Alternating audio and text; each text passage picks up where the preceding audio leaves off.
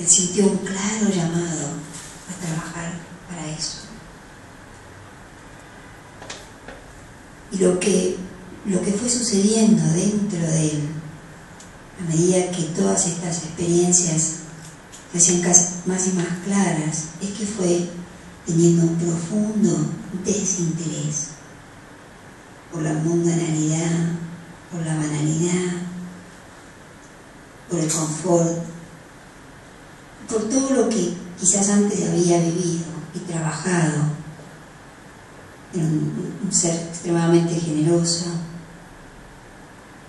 y es como si ustedes vieran fotos de él a los 56 años y antes, vestían en India, cuando se habla del lujo asiático es India, y la elegancia y la indumentaria y la industria textil dominante es India, ¿no?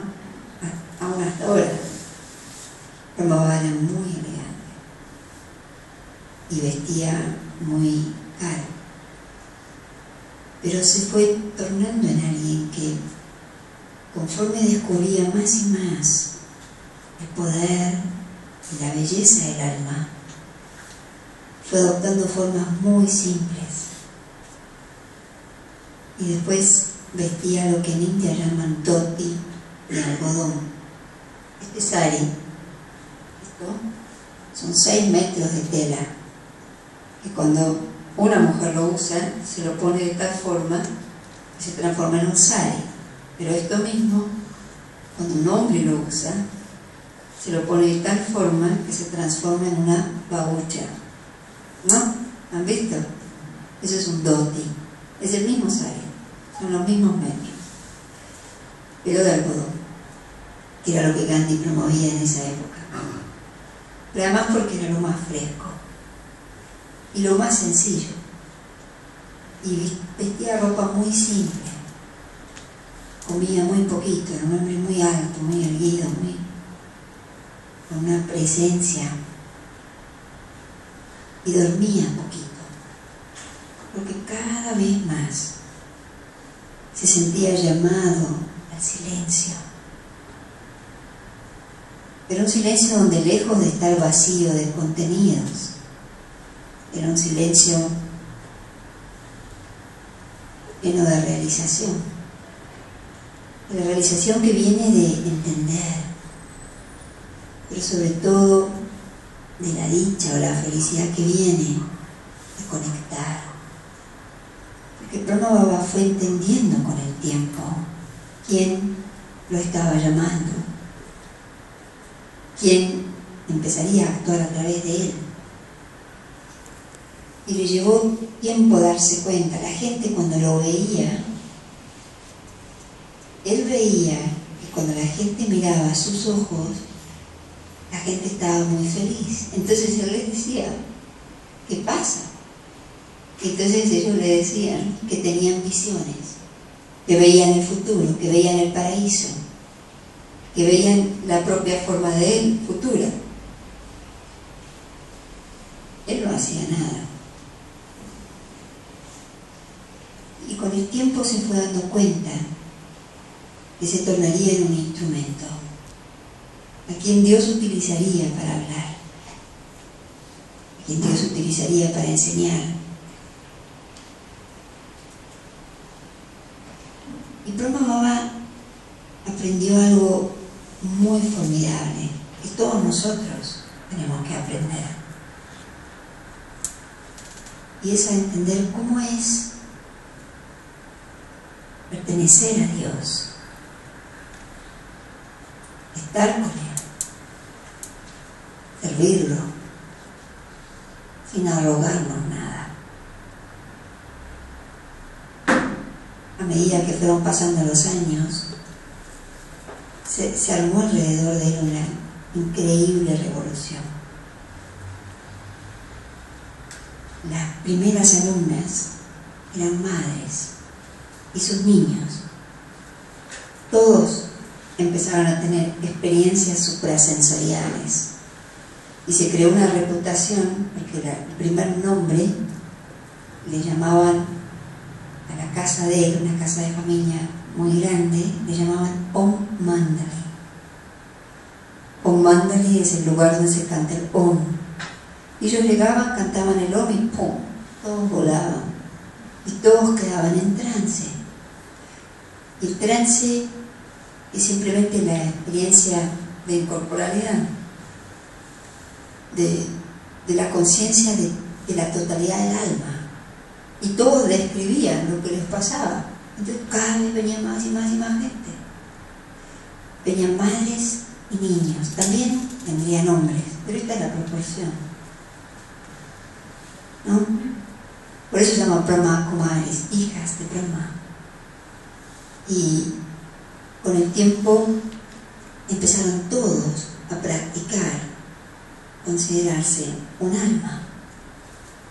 Y comenzaron a darse cuenta que esto requeriría atención, foco y dedicación. Entender la naturaleza del alma. Al principio pensaban que era él. Al principio pensaban que él era una encarnación, como si fuera un avatar.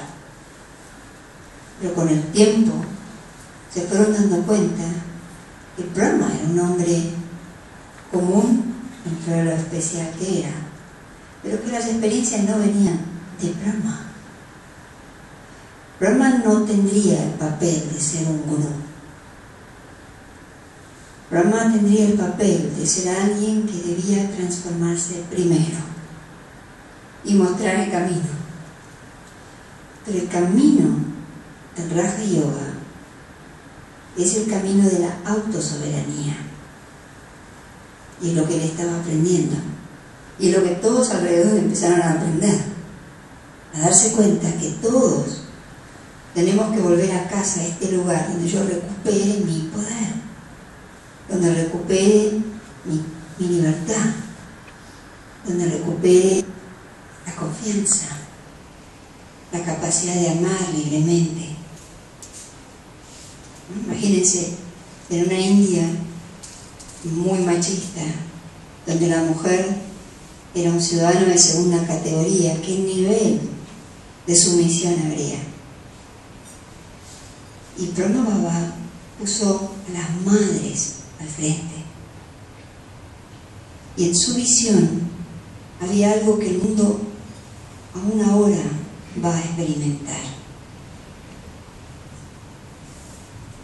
Y es el liderazgo de la energía femenina, que no solo está en mujeres, está también en los hombres, porque es la energía del alma.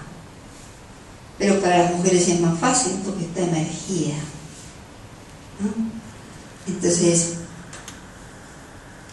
Brahma Baba tenía esta visión, que aunque un país quebrara, si a un hogar lo lidera y lo cuida una madre, nunca faltará que comer. Ustedes pueden ver que el llamado del tiempo actual convoca a quién? Las madres. ¿Cuántas mujeres hay en las ONGs en relación a hombres? ¿Cuál es la proporción? Bueno, entonces, es interesante, ¿no? ¿Cuántas mujeres presidentes hay ahora? Porque la recta final es donde el poder femenino hace una parte importante de equilibrar un paradigma que está así. Entonces, cuando él, rodeado de madres, a él mismo le estaba pasando esto, pero a todas ellas les empezó a pasar, que todas se empoderaban, que todas emergían una capacidad de reflexión y de entendimiento tan profundo que harían opciones conscientes y libres. Ustedes saben lo que eso significaba para la India del año 36. Miren, para contarles solo un detalle, la mujer en la India hasta hace varios años era una mujer muy digna, muy recatada, Hoy es una mujer globalizada y vestían de una manera muy señorial. Y en esa época la identidad de la mujer era tan fuerte en la sumisión. Brahma Baba les creó un uniforme, y el uniforme era una ruptura de un paradigma muy fuerte. Tenían camisas con la manga hasta acá y una polera pantalón hasta la rodilla.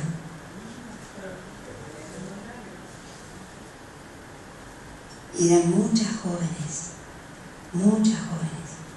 La gente se sentía tan atraída hacia lo que después fue conformándose como una escuela espiritual, que se iban a vivir todos juntos. Llegaron a ser hasta 500 personas en el momento máximo.